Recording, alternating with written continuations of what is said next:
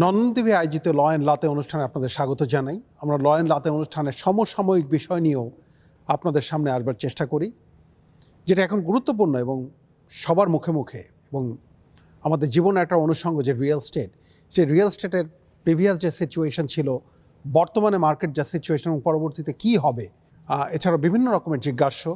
এই জিজ্ঞাসার উত্তর দেবার জন্য আমরা চিন্তা করেছি যে আমাদের যারা প্রফেশনাল আছেন, যারা এই সমস্ত বিষয় নিয়ে সবসময় ডিল করেন, তাদের কাছ থেকে শুনবার জন্যে আমাদের মাঝে আজকে আমাদের কমিউনিটির, ইনফ্যাক্ট আমি বলবো পুরোধা রিয়েল স্টেট জগতে যিনি মিস্টার গৌতম পাল, উনি আমাদের মাঝে এসেছেন। মিস্টার পল উইনোনা স্টেট ইউনিভার্সিটি মিনেসোটা থেকে 1992-এ কম্পিউটার সায়েন্সে লেখাপড়া করেছেন। পরবর্তীতে উনি কানাডায় এসে ইয়র্ক ইউনিভার্সিটিতে গ্র্যাজুয়েশন করেছেন কম্পিউটার সায়েন্সের উপরে, একদম টোটাল ডিফারেন্ট একটা সেক্টর কম্পিউটার সায়েন্স। পরবর্তীতে উনি রিয়েল স্টেট জগতে পদার্পণ করেন এবং 2003-এ হোম লাইফ নিউ স্টার রিয়েলটিতে জয়েন করেন এবং সেখান থেকে তার ক্যারিয়ার শুরু করেন। ওনার অ্যাচিভমেন্টের ব্যাপার যদি বলতে হয়, তাহলে ওনার অ্যাচিভমেন্ট কিন্তু ইনফ্যাক্ট যতগুলো আছে, আমার অনুষ্ঠান শেষ হয়ে যাবে হয়তো। সব থেকে গুরুত্বপূর্ণ যে উনি hall of fame and life time achievement award পেয়েছেন 2015-এ ফ্রম রিম্যাক। এছাড়াও উনি প্লাটিনাম ক্লাব অ্যাওয়ার্ড 2010 থেকে 2013 এবং 2018-এ পেয়েছেন। এছাড়াও টাইটান ক্লাব অ্যাওয়ার্ড 2014 থেকে 2017 একটা রো পেয়েছেন। এছাড়াও ডায়মন্ড অ্যাওয়ার্ড পেয়েছেন 2020 থেকে 2022। সো আসলে অ্যাওয়ার্ডের ভারে জর্জরিত অবস্থা। মিস্টার গৌতম, আমি আপনাকে ধন্যবাদ জানাই যে আমাদের এই অনুষ্ঠানে আসবার জন্য, আপনাদের নলেজ যে আমাদের রিয়েল স্টেট রিলেটেড যে আমাদের জিজ্ঞাসা আছে, এই জিজ্ঞাসাতে আপনার ইনফরমেশন শেয়ার করবার জন্য আপনাকে আমি ধন্যবাদ জানাই। আপনাকেও ধন্যবাদ আপনাদের এই অনুষ্ঠানে আমন্ত্রণ জানানোর জন্য। নন্দন টিভিকে ধন্যবাদ এই অনুষ্ঠানে আমন্ত্রণ জানানোর জন্য।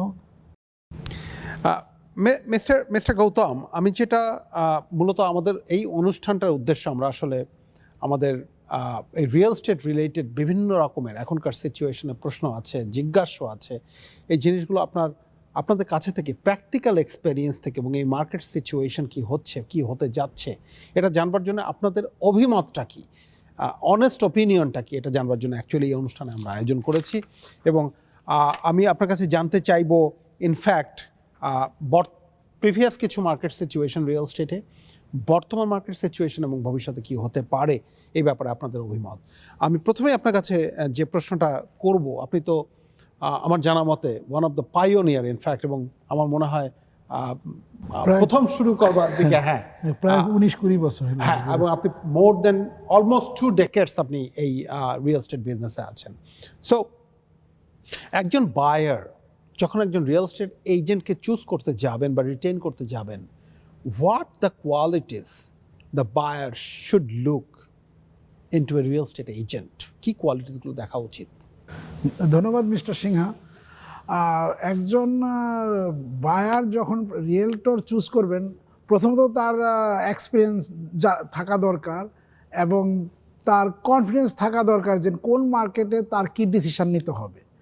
এখন যেই মার্কেট, সেই মার্কেটে একজন বায়ার প্রপার্টি কিনবে কি কিনবে না, তার কিনলে কি কতটুকু রিস্ক হচ্ছে, সে প্রপার্টি চালাইতে পারবে কি না, তারপরে এখন যেই মার্কেট, তারপরে আগামী 1, 2, 3, 4 মাসে কি আরও কমবে কিনা, সেটা নিয়ে সে অ্যানালাইসিস করতে পারে কিনা। এজেন্টের এই যোগ্যতাগুলি থাকা দরকার। ধন্যবাদ মিস্টার গৌতম। মূলত আমরা যেটা দেখেছি যে কোনো দুর্যোগ বা বিপর্যয়ের সময়, অর্থাৎ লাস্ট যে প্যান্ডেমিক হলো, এই প্যান্ডেমিকগুলো বা বিপর্যয়ে মূলত ব্যবসায়িক অবস্থানগুলো সবসময় নিচের দিকে যায়, অর্থাৎ ব্যবসা দুর্বল হয়। বাট আমরা লাস্ট 2 ইয়ার্সে, প্রিভিয়াস কোভিড টাইমে আমরা দেখেছি যে রিয়েল স্টেট মার্কেটে একটা বুমিং সিচুয়েশন। আপনি কি মনে করেন যে এই রিয়েল স্টেটের প্যান্ডেমিকে, যেখানে ইনফ্যাক্ট নেগেটিভ যাওয়ার কথা, সেখানে বুমিং হওয়ার কারণটা কি? ধন্যবাদ মিস্টার সিনহা। বুমিং হওয়ার 3-4টা কারণ আছে। এর মধ্যে একটা তো হয়তো গভর্নমেন্ট থেকে অনেক গ্র্যান্ট পেয়েছে, গভর্নমেন্ট মানুষকে টাকা দিয়েছে, এটা হলো একটা ছিল। দ্বিতীয় ছিল ইন্টারেস্ট রেট কম, যেখানে ইন্টারেস্ট রেট 1%, 1.5%, 2%-এর মধ্যে পাওয়া গেছে, মানুষের বাইং পাওয়ার তখন বেড়ে গিয়েছিল। 3 নম্বর আমি মনে করি, মানুষে যখন বাড়িতে বসে কাজ করতে পারছে, হোম থেকে কাজ করছে, তখন তারা হয়তো দূরে গিয়ে বাড়ি কিনতে পারছে। এই এই তিনটেই মূলত মেইন কারণ ছিল। অবশ্য আরেকটাও হিডেন কারণ ছিল, কারণ 2017 সালের পরে 18-19 অনেক ডাউন টার্ন ছিল, মানুষে তখন কিনে নাই। তারা হয়তো মনে করছে কতটা দাম কমে, তারা অপেক্ষা করতেছিল 2 বছর, তারপরে তৃতীয় বছর এসে হয়তো কিনছে। আমার মতে এই চারটাই মেইন কারণ ছিল। ধন্যবাদ মিস্টার গৌতম। মূলত যা হওয়ার কথা ছিল হয়েছে তার উল্টো, অর্থাৎ প্যান্ডেমিকে মার্কেট সিচুয়েশন ওয়াজ বুমিং। যখন কোভিড পরবর্তীতে আমরা একটু উত্তরণ হলো এবং কোভিডটা যখন প্রশমিত হলো, তখন মার্কেট আরও ভালো হওয়া উচিত। বাট লাস্ট ফিউ মান্থস আমরা দেখতে পাচ্ছি মার্কেট একটা বিরাট ডাউন ট্রেন্ড। আমি বলবো বিরাট এই কারণেই যে আমরা ইনফ্যাক্ট এটা প্রেডিক্ট করিনি। এটার পেছনে কারণটা কি আপনি বলে মনে করেন? কেন মার্কেটে? ধন্যবাদ mister Sinha. One of the main reason is the inflation. মানুষের বাইং পাওয়ার বেড়ে গিয়েছিল, এত বেড়ে গিয়েছিল যেটা গত 50-60 বছরে এত বড় ইনফ্লেশন ছিল না। ইনফ্লেশনের কারণে মার্চ মাসের 1 তারিখ থেকেই ইন্টারেস্ট রেট বাড়ানো শুরু করেছে। প্রথমে 25 পয়সা বাড়াইছে, তারপরে আবার 6 সপ্তাহ পরে 50 পয়সা, 6 সপ্তাহ পরে 50 পয়সা। প্রথম 3-4 মাসে 1.25% ইন্টারেস্ট রেট বাড়াইছে।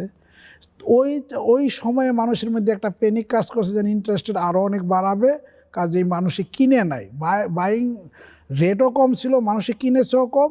এই জন্য বাড়ির দাম অনেক কমে গেছে। অ্যাভারেজে মনে হয় প্রায় $2.5 লাখ মতো কমছিল অন অ্যাভারেজে। মানে তার মানে আমি ধরে নেব প্রথম 4 মাসে প্রায় $2.5 লাখ অ্যাভারেজ করছে, যেটা অ্যাভারেজ প্রাইস প্রথম ফেব্রুয়ারি মাসের দিকে ছিল $13,35,000 মতো। সেটা হয়তো মার্চ, এপ্রিল, মে, জুন মাসে এসে অ্যাভারেজ প্রাইস ছিল $1,70,000। অর্থাৎ average price near about $250,000 was less টরন্টোতে।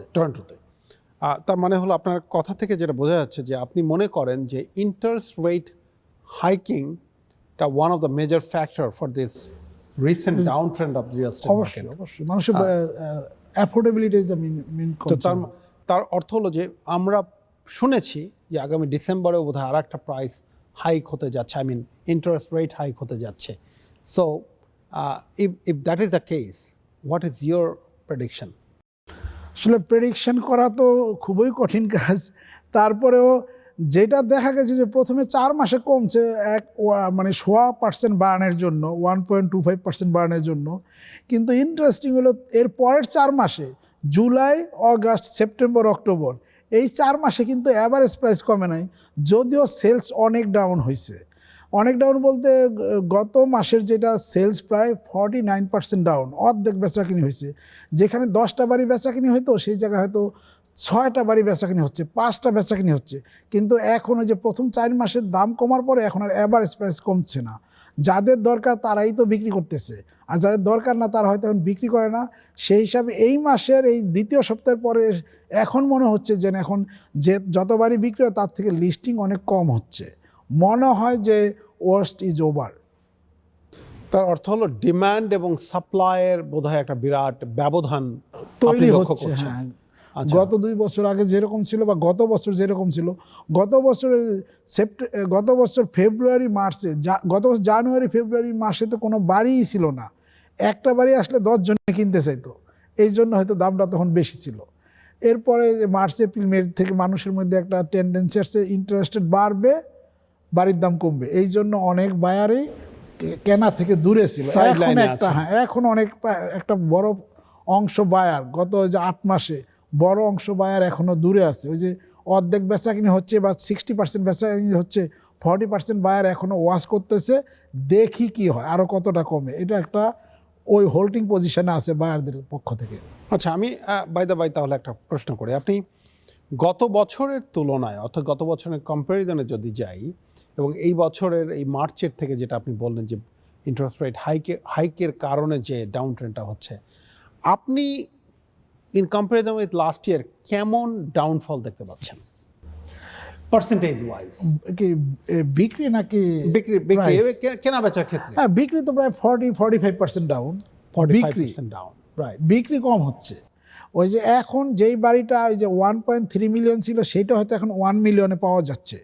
আগে 1.3 মিলিয়ন দিয়ে কিনলে মান্থলি খরচ যা হয়তো, 1.3 মিলিয়ন দিয়ে কিনলে আমাদের হিসাব 20% ডাউন পেমেন্ট দেওয়ার পরে যদি কেউ 2% ইন্টারেস্টে মর্টগেজ পায়, তার মান্থলি মর্টগেজ হয়তো আসতো 4,000-এর কম। এখন সেই বাড়িটা যদি সে 1 মিলিয়ন দিয়ে কিনে 20% ডাউন পেমেন্ট দেওয়ার পরে তার হয়তো লোন অ্যামাউন্ট কম থাকবে, 8 লাখ টাকা হবে, কিন্তু তার মান্থলি পেমেন্ট হয়তো আরও $500-700 বেশি হবে। এই জন্য মানুষ মান্থলি পেমেন্টটা হিসাব করে। এক্সপেন্ডিচারসটা একটা বিরাট ফ্যাক্টর। অবশ্যই, অবশ্যই।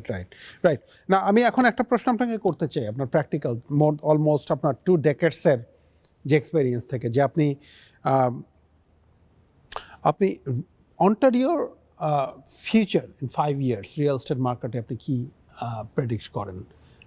আমি জানি it's really difficult to answer, but আমি আপনার কাছ থেকে জানতে চাইছি আপনার এক্সপেরিয়েন্স থেকে আপনি কি মনে করেন এবং কেন? ধন্যবাদ মিস্টার সিনহা।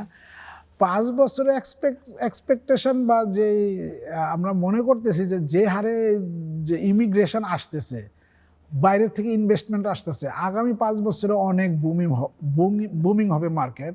কারণ যদি আগামী বছর রিসেশন হয়, যারা সবাই বলতেছে যে আগামী বছরের শেষ কোয়ার্টারে, 3rd কোয়ার্টারের পরে হয়তো ইন্টারেস্ট রেট কমাবে। ইন্টারেস্ট রেট কমালে তখন মানুষের বাইং পাওয়ার বাড়বে, তখন হয়তো প্রপার্টির দাম বাড়তে পারে। আর যে হারে যে এরা ঘোষণা দিয়েছেন প্রতি বছর 3 লাখ থেকে 4 লাখ লোক আনবে, তার অর্ধেক বা তার বেশি আসতেছে জিটিএতে, অন্টারিওতে আসবে। তারা যখন কিনা শুরু করবে এবং গত 4, 5, 7 বছর যে হারে ফরেন স্টুডেন্ট আসছে, তারা যদি বাড়ি কিনা শুরু করে, তাইলেও তো এখানে যে পরিমাণে বাড়ি হচ্ছে, গভর্নমেন্ট তৈরি করছে, সেই হিসাবে কিন্তু এনাফ না, হাউজিং এখানে এনাফ না। কাজে যদি হাউজিং এনাফ না থাকে, চাহিদা বেশি থাকে, তাইলে তখন হয়তো দামটা বাড়বে। যেটা গত 10 বছর দেখা গেছে। 10 বছর আগে যেখানে বাংলো বাসার দাম হয়তো 4 লাখ ছিল, সেখানে এখন একটা বাংলো বাসার দাম $1 মিলিয়ন, প্রায় 2.5 গুণ। হয়তো এইরকমই হবে আগামী 4 বছরে আবার। আপনার প্রেডিকশন হলো আগামী 4-5 বছরে হয়তো যেভাবে, রাইট? না, আমরা অপটিমিস্টিক আপনার কথা শুনে। যদি তাই হয়, যারা এখন বাড়ির মালিক, তারা নিশ্চয়ই, যদিও ইনফ্লেশন একটা বিগ ফ্যাক্টর, যে 2.5 গুণ হলেও ইনফ্লেশনের সঙ্গে তাল মিলিয়ে কতটুকু, but this is very optimistic in fact information. আমরা শুনছিলাম মিস্টার গৌতমের কাছে থেকে। আমরা একটা ছোট্ট বিরতিতে যাচ্ছি, ফিরে এসে আবারও শুনবো মিস্টার গৌতমের কাছে থেকে আমাদের রিয়েল এস্টেট বিষয়ক এই সমসাময়িক বিষয়ে আরও অন্যান্য যে সমস্ত জিজ্ঞাসা আছে।